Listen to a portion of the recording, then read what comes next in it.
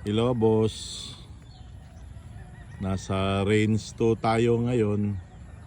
Nandito yung mga litborn natin. Dito na tayo makakuha ng mga panimula ninyo mga guys.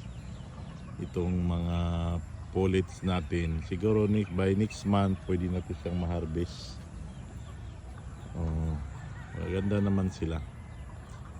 Kaya maganda at saka malawak ang range nila dito. Yun lang. Tapos sa kabila, ito naman yung mga siguro mga 3 months old to dito sa kabila. Yan. 3 months old itong nasa kabila.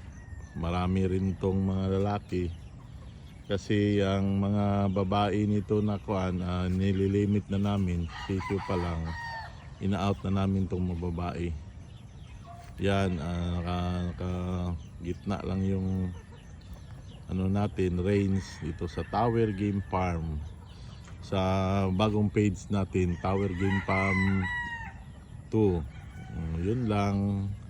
Please like, share, and follow. Yun lang guys.